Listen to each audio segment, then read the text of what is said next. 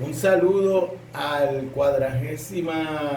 cuadragésima edición del Festival del Caribe. Mi nombre es Agustín Lao Montes, de Puerto Rico, y esta presentación para el taller, para el coloquio El Caribe que nos une, se titula De la sopa de Wuhan al ajiaco caribeño, del corona crisis a la primavera de ébano. Y bueno, le hablo desde el Caribe colombiano, desde Puerto Colombia, Barranquilla, y como seguramente saben, hay un paro nacional aquí en Colombia, y por eso esas dos imágenes que ven ahí dan testimonio de la participación, de la importantísima participación afrocolombiana en el paro nacional que comenzó el día 28 de abril y continúa hasta hoy día. De eso vamos a hablar, va a ser uno de los temas que vamos a tratar en la presentación. Comenzamos con una cita de Aimé Césaire, el importante poeta, político, activista político, hombre de Estado, ensayista, de Martinica, del discurso sobre el colonialismo que él publicó en el 1950, y nos entendemos esta cita como profética, como que en esa época ya Césaire estaba anticipando el mundo que vivimos hoy día, la crisis civilizatoria que vivimos hoy día. Y por eso dice Césaire: una civilización que prueba a ser incapaz de resolver los problemas que crea es una civilización decadente. Una civilización que decide cerrar sus ojos a sus problemas más cruciales es una civilización enferma. Una civilización que usa sus principios para trampa y engaño es una civilización muriente. Y en esa clave hablamos de estos tiempos de pandemia como una época de profundización de una crisis civilizatoria que estamos viviendo ya desde los años 70. Por eso vivimos una era donde los cimientos del planeta están en cuestión, lo que nos obliga a pensar profundo, a hurgar hondo en los signos de los tiempos, a buscar razones de fondo y por ende a construir cambios radicales. Por eso hablamos de un momento de crisis civilizatoria en el cual la pandemia puede tener un efecto antisistémico de dar un golpe de gracia a una condición profunda de malestar mundial que llamamos crisis económica, ecológica, geopolítica, epistémica, ética, espiritual, es decir, de la forma de vida que domina el globo terráqueo por más de 500 años. Y por eso hablamos de una crisis de la civilización occidental capitalista, o sea, del sistema mundo moderno colonial capitalista, que Aníbal Quijano le denominó como una crisis raigal, de raíz del patrón de poder moderno colonial. Y frente a esa crisis, se da una situación de resistencia, de política, de discurso crítico y debate, que el pensador afrocubano Víctor Frankl le llamó la pandemia pensada.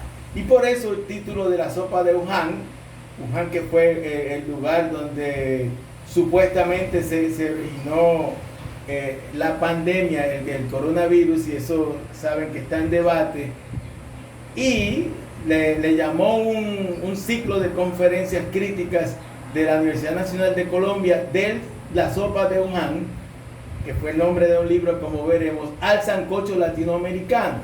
Y acá le decimos al ajiaco caribeño, para denominar esta mirada a la crisis civilizatoria y las alternativas antisistémicas que surgen en clave caribeña y al ritmo de africanía. Y esa es la presentación que le estamos haciendo en PowerPoint. Esas imágenes de la sopa de Wuhan, que es un libro que se publicó bastante temprano en la pandemia, pensamiento contemporáneo en tiempos de pandemias, recogen las reflexiones críticas, el discurso crítico de una serie de pensadores y pensadoras europeos, europeas y mayormente hombres y de los Estados Unidos. Y parte de la razón por la cual hablamos del ajiaco caribeño y se habló del sancocho latinoamericano es precisamente porque es todavía en esa clave eurocéntrica occidentalista que se plantean los términos del discurso crítico y debate en relación a la pandemia. También se publicó La Fiebre, que fue más de pensamiento latinoamericano.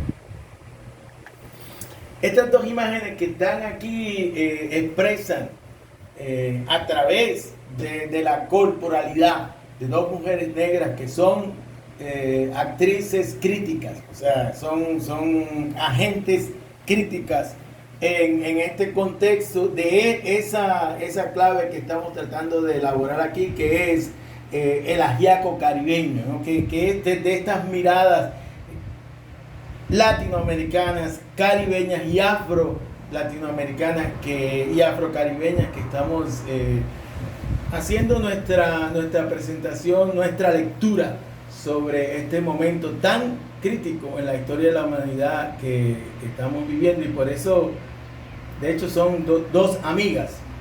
Por eso la imagen que dice la vida de las personas negras y latinoamericanas importan, que es lo que llamamos la primavera de ébano, a partir del asesinato de George Floyd se desató la ola antirracista más grande en la historia de la humanidad. Próximo. Vamos a hablar un poco de cómo interpretamos esta crisis civilizatoria en clave de africanía. Y acá resaltamos ese concepto del filósofo africano de Mali, Achille Mbembe, que la crisis civilizatoria tiene como una de sus categorías claves para explicar la necropolítica. Es decir, vivimos una era de tánatos, de muerte, ¿no? Freud hablaba de dos instintos, el instinto de la muerte, que es tánatos, y el instinto de la vida, que es eros. Esta era de tánatos solo puede salvar una suerte de eros, una suerte de un vitalismo radical, como le hemos llamado, una apuesta por la vida. La pandemia pone al relieve que está en juego la contradicción entre la vida y la muerte. Cómo en la civilización occidental capitalista prima una lógica de muerte, de destructividad de la vida, no solo humana, sino planetaria en general, debido a racionalidades de acumulación de capital y dominación del sujeto occidental, que se define en ese discurso hegemónico como varón, blanco, letrado, heterosexual y burgués.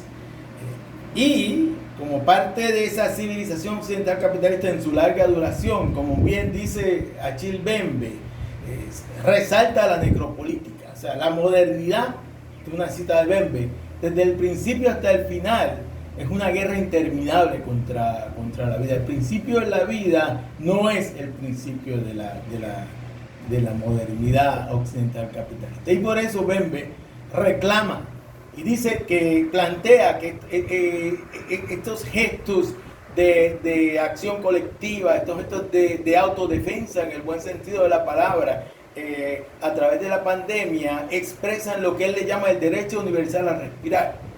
De la guerra contra lo vivo, que es otra cita, se puede decir que su principal propiedad habrá sido dejar sin aliento. Ahora, en este momento de la asfixia y la putrefacción, el amontonamiento y la cremación de cadáveres, esas imágenes de los cadáveres, sobre todo al principio de la pandemia en Guayaquil, en la Amazonía brasileña, está la tierra a punto de transformarse para los humanos en una ruidosa rueda, la necrópolis universal. Por eso, el reclamo del derecho a la respiración es un derecho respecto a la universalidad no solo de cada miembro de la especie humana, sino de los organismos vivos en su conjunto, que debe entenderse como un derecho fundamental a la existencia.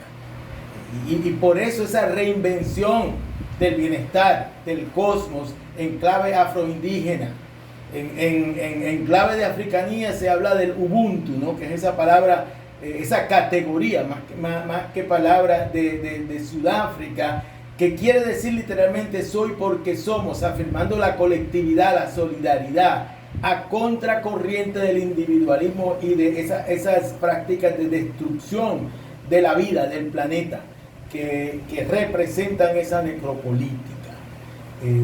Y por eso también habla Bembe de lo que él llama el devenir negro del mundo, para referirse tanto a las lógicas esclavistas de captura y depredación que todavía se mantienen, como las secuelas de la esclavitud, con el racismo estructural de la civilización occidental capitalista, como de las lógicas coloniales de ocupación y extracción. Desde la esclavitud, es un largo recorrido histórico a la acumulación por despojo y aniquilación, hoy día, ¿no?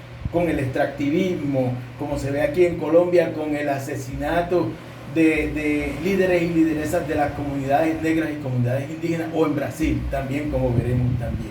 Y por eso hablamos de ritmo, corazón, tambor y ritmo de la respiración como principio de la vida, afirmando la posibilidad y el derecho al aire puro y el agua dulce, que implica la posibilidad de una vida respirable, a contracorriente de un planeta plagado de pandemias, desde el holocausto amerindio, que es una pandemia, y la pandemia como metáfora de la destructividad, se ha elaborado mucho en el contexto del discurso crítico que emerge con esta pandemia, por enfermedades infecciosas, el holocausto amerindio, hasta el coronavirus hoy día. Esa imagen de jóvenes africanos afirmando el derecho a la respiración aparece en uno de estos artículos de Achille Bembe. Ahora, vamos a analizar un poco más en detalle el corona crisis, lo que llamamos el corona crisis, como la pandemia ha exacerbado la crisis, como una concatenación de opresiones entrelazadas, una catástrofe planetaria, donde queremos resaltar el racismo sistémico, que de hecho surge al lenguaje, inclusive hasta en los Estados Unidos, en la campaña presidencial, surgió ese concepto de racismo sistémico por primera vez en la historia de los Estados Unidos, de la política oficial, la política hegemónica en los Estados Unidos. Y aquí planteamos que hay dos dimensiones enlazadas del corona crisis. Por un lado, representa una situación sin precedente que amenaza la vida humana a través del planeta como producto de la intensidad y densidad de la globalización. Y por otro, exacerba opresiones y desigualdades existentes, como lo son un entramado de violencias patriarcales, violencias raciales, violencias xenofóbicas, violencias políticas, que se expresan en el despojo, el destierro, el desamparo, el hambre y los desastres ecológicos, que en sí son producto de la destrucción de la flora y la fauna por las agroquímicas. La pandemia misma es producto de ese capitalismo, de esa civilización occidental capitalista. La destrucción de la flora y la fauna por las agroquímicas, la deforestación, el gran comercio de animales y la destrucción de la capa de ozono por emisión de gases tóxicos, que en su conjunto han causado un debacle ecológico, cuyos síntomas son la proliferación de virus letales, se espera que esto siga, la erosión de la soberanía alimentaria, las grandes inundaciones, huracanes y terremotos que sufrimos en el Caribe de manera particular, en fin, una verdadera catástrofe ecológica ligada a una profunda crisis humanitaria. Y como una expresión muy importante de esto, hablamos entonces de los racismos, que se exacerban al extremo en el corona crisis de muchas maneras en sus dimensiones sistémicas, institucionales y cotidianas, cultivando un sentido común del miedo y desplazamiento del descontento hacia otredades. Por ejemplo, la idea del virus chino. Hoy día hay una ola de violencia antiasiática en los Estados Unidos, y eso lo repetía Trump cuando era presidente, que el virus era chino, y eso no se ha probado. Eso es expresión de ese racismo en su variante orientalista. Los síntomas más claros son la cantidad desproporcionada de muertes de personas negras de sectores subalternos por cuenta del COVID-19 en países como Brasil y los Estados Unidos, debido tanto a la negligencia de gobiernos que les dejan morir los más vulnerables debido a carencia de condiciones mínimas de cuidado de salud, de empleo, de alimentación y vivienda, y no poderse dar el lujo del aislamiento por trabajar en la calle para la supervivencia o en empleos esenciales de cuidado y servicio. Eso es realidad a través de toda la región.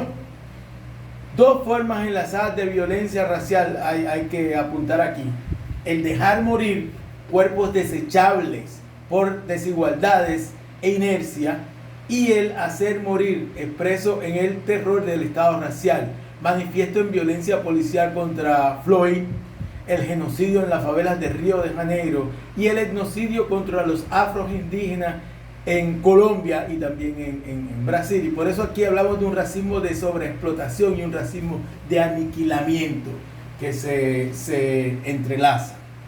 Aquí entonces la necropolítica, que es un componente clave del racismo antinegro, se profundiza en Colombia, donde han aumentado los asesinatos de líderes y lideresas sociales y comunitarios en el contexto de la pandemia, y más aún con el paro ahora. Muchas de ellas afrodescendientes indígenas, como se observa dramáticamente en las masacres contra jóvenes en los últimos meses, y es por eso que a muchas personas le interpelan las máximas: las vidas negras importan y déjenos respirar. Aquí de nuevo las imágenes hablan mucho, por eso es importante las imágenes. Ustedes escuchan mi voz nada más, y es más importante que vean las imágenes. Esa imagen de trabajadores negros en Río de Janeiro, en Brasil, en una guagua, en un bus, a principios de la pandemia, y esa cita de Frantz Fanon, que es tan pertinente hoy día, igual que Césaire, Fanon también fue profético. Esos dos grandes revolucionarios y pensadores críticos caribeños, Césaire y Fanon, de la misma isla de Martinica. Y dice Fanon: nos rebelamos simplemente porque por muchas razones ya no podemos respirar. Y en ese contexto de corona crisis surge de una manera particularmente potente lo que llamamos la crisis societal estadounidense. Y esto es importante detallarlo un poco para entender lo que llamamos la primavera de ébano. Y en Estados Unidos lo que ocurrió en mayo del 2020, en ese contexto, le podemos llamar una tormenta perfecta. Estados Unidos está viviendo la peor crisis de su historia, y eso no lo va a resolver el gobierno de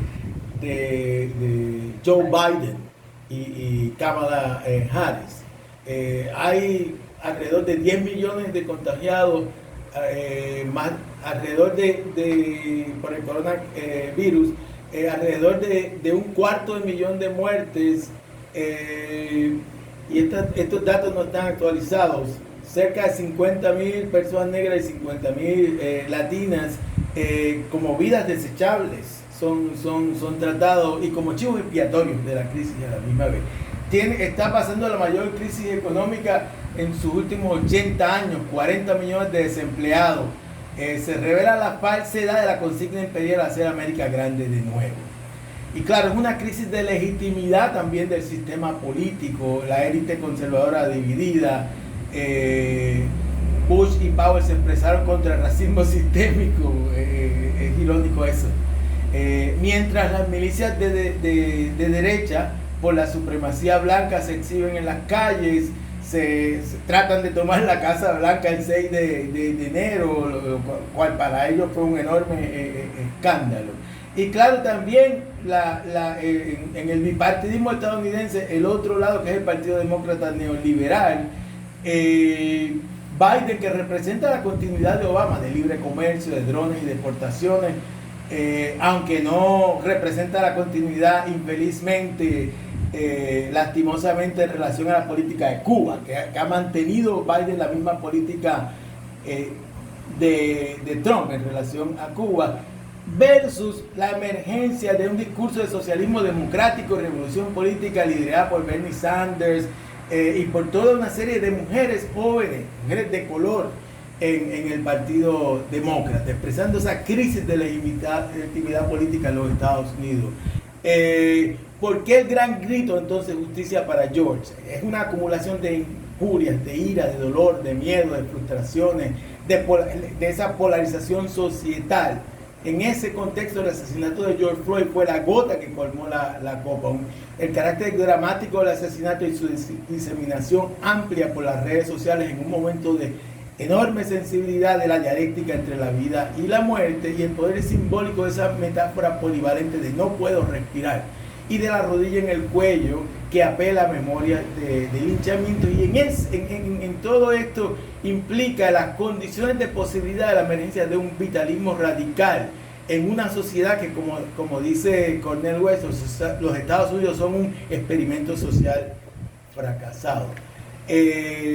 Aquí voy a enseñar varias imágenes aquí. Esta primera expresa cómo para el principio de mayo de 2020, la comunidad negra en los Estados Unidos era equivalente al cuarto país con mayor índice de muerte en relación al coronavirus. Y en ese contexto es que surge lo que le llamamos la primavera de Ébano, la reemergencia de un movimiento social contra desigualdades y discriminaciones a través de los Estados Unidos. Digo reemergencia porque recuerden que antes de la pandemia también hubo una ola de protestas en Chile, en Puerto Rico, en Haití, en Hong Kong, en Francia, y tuvo un efecto desmovilizador al principio de la pandemia. Esto que sucedió a partir del asesinato de George Floyd el 25 de mayo de 2020 fue una de las mayores olas de protestas en la historia de los Estados Unidos y en el mundo, en todos los 50 estados, con resonancias y resemblanzas a nivel mundial, nutriendo la creciente ola de movimientos antisistémicos contra el entramado de opresiones de clase, de raza, de heteronormatividad y de xenofobia. La muchedumbre múltiple de jóvenes, negros, latinos, mujeres, LGTBQ, trabajadores, pobladores urbanos, clases medias contra la discriminación y el déficit democrático, en parte coyuntural y en parte fue una activación de una red de movimientos de activismo que habían surgido, y así es que surge el movimiento social Black Lives Matter, o el movimiento por las vidas negras a través de las Américas desde el 2014. Había surgido como una nueva forma de hacer política contra el poder burgués, patriarcal, blanco, inclusive en contra de las élites negras. Surgió cuando Obama era presidente.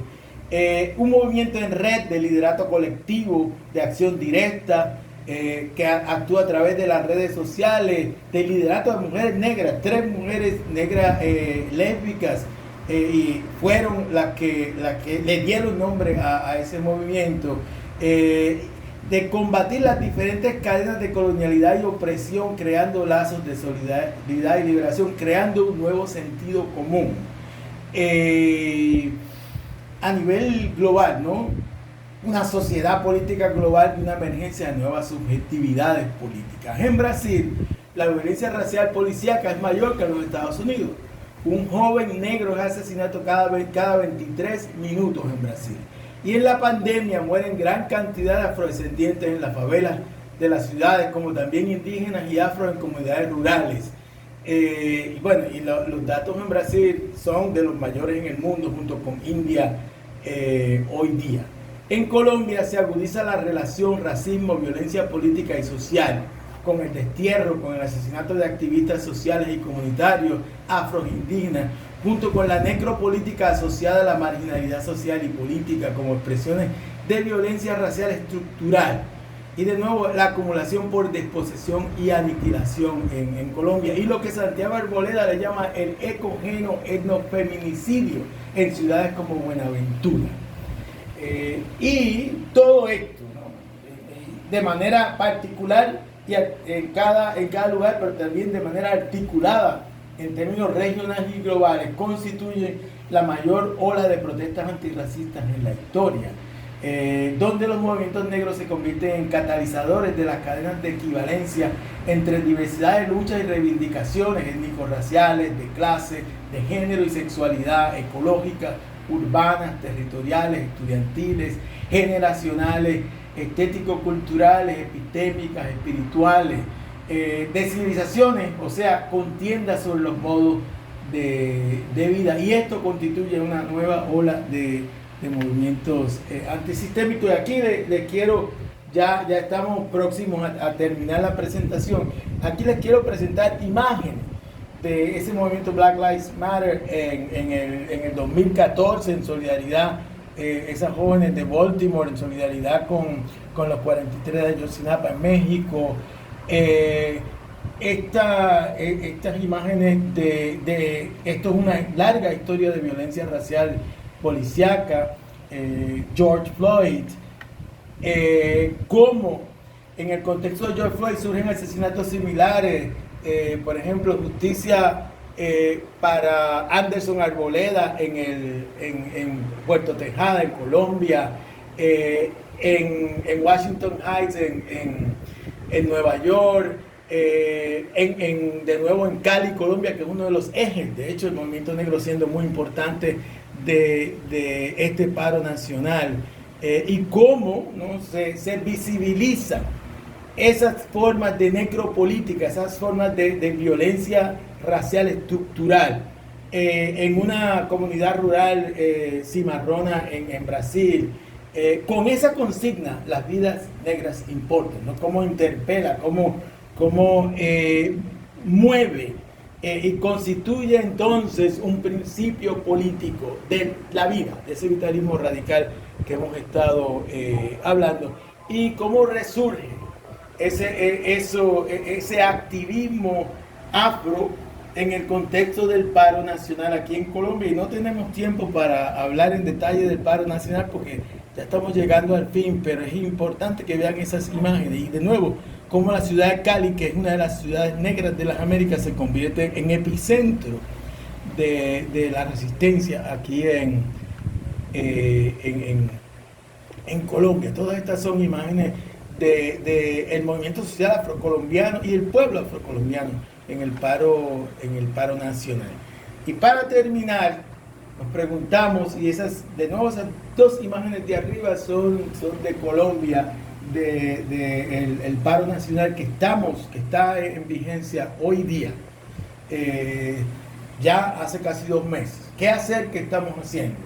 ¿Qué ha implicado todo esto? Nuevas coaliciones, la Internacional Progresista, el Pacto Ecosocial del Sur, la revitalización del Foro Social Mundial, en los Estados Unidos, ese movimiento por el abolicionismo de la policía, que Angela Davis ha sido una voz muy importante en ella, de desinversión en militarismo y en policía, e inversión en bienes sociales, como el cuidado de la salud, la educación, el desarrollo social sostenible. En Brasil, la rearticulación del activismo en general, en contra de el neofascismo representado por Bolsonaro, la articulación de una constelación de movimientos sociales y en particular la organización de la Coalición Negra por Derechos, que desde los años 70, de la época de la dictadura, no se componía un movimiento negro de ese carácter en Brasil, que ha estado a la cabeza de esta Coalición Negra por los Derechos en los reclamos de impeachment de Bolsonaro. En Colombia, demandas de políticas estatales de redistribución, salud, vivienda, ingresos, que se articulan en el paro, y movimientos por transformación fundamental, paz, justicia y democracia sustantiva. Todo esto también ha implicado, desde el ángulo particular de la cuestión del racismo, una conciencia antirracista radical, a través, en parte, de la esfera pública virtual, de los medios sociales, del Zoom, etcétera, a través de toda la región, en Nueva York, en Puerto Rico, en República Dominicana, en Haití, en Cuba, en Venezuela, en Argentina, en todos esos lugares. De hecho, hemos participado en foros antirracistas. Y aquí, la justicia racial como catalizadora y articuladora de la pluralidad de luchas en aras de transformaciones históricas profundas. Y la importancia del feminismo negro descolonial como articulando todas esas esferas de opresión y en una propuesta de liberación en contra de todas esas formas de desigualdad, de discriminación y de opresión. Cerrando, quiero presentar unas breve cita de dos manifiestos, el manifiesto de la Articulación Regional Afrodescendiente de las Américas y el Caribe, ARAC, y de la colectiva feminista en construcción en Puerto Rico, que hablan de esas dos esferas de lo político, la política de lo posible a corto plazo y la política de lo deseable a largo plazo. Y a corto plazo hablamos de demandar servicios y bienes básicos, sobre todo para las personas más vulnerables, como las que carecen de seguridad social, vivienda, cuidado de salud y trabajo estable, entre las cuales las y los afrodescendientes estamos sobre representados. Esto implica garantías de seguridad alimentaria, de ingresos mínimos, de salud pública y vivienda. Los estados tienen la responsabilidad principal de elaborar e implementar medidas de política pública que garanticen la vida y el bienestar colectivo, sobre todo el cuidado de salud, ingresos mínimos, salario social y vivienda. Y claro, esos son principios del socialismo.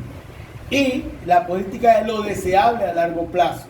Como activistas del movimiento social afrodescendiente, luchamos contra el entramado de opresiones de clase, género, sexualidad, étnicos, raciales, territoriales y geopolíticas que encaran las mujeres y hombres afrodescendientes, entrelazadas en la matriz de poder moderna colonial que prima en un mundo dominado por la globalización neoliberal capitalista. En esa clave nos guía una política de liberación que combate todas las cadenas de opresión en coalición con movimientos de trabajadores, campesinos, feministas, indígenas, LGTBQ, ecológicos, etc. En esta clave escribimos un proyecto para reinventar la emancipación en contra del capitalismo, el racismo, el imperialismo y el patriarcado. Estas son imágenes de Puerto Rico. Estas son imágenes de los movimientos de tumbar las estatuas de los conquistadores y los esclavizadores y reemplazarlos con nuestros héroes y heroínas. De movimientos a través de toda la región, en Brasil, en Colombia, en Estados Unidos. Cerramos con este pensamiento sumamente elocuente que expresa ese vitalismo radical que hemos estado planteando. El pienso luego existo de Descartes es la causa del crimen del danzo y luego vivo de Lucy Moulin, que era un filósofo africano. Tenemos la imagen de Francia Márquez, que es una lideresa de base afrocolombiana que se ha crecido como una de las voces más importantes del Faro y que se está postulando para presidenta del país, y con esta expresión de Bob Marley: sonríe, el sistema le molesta. Muchas gracias.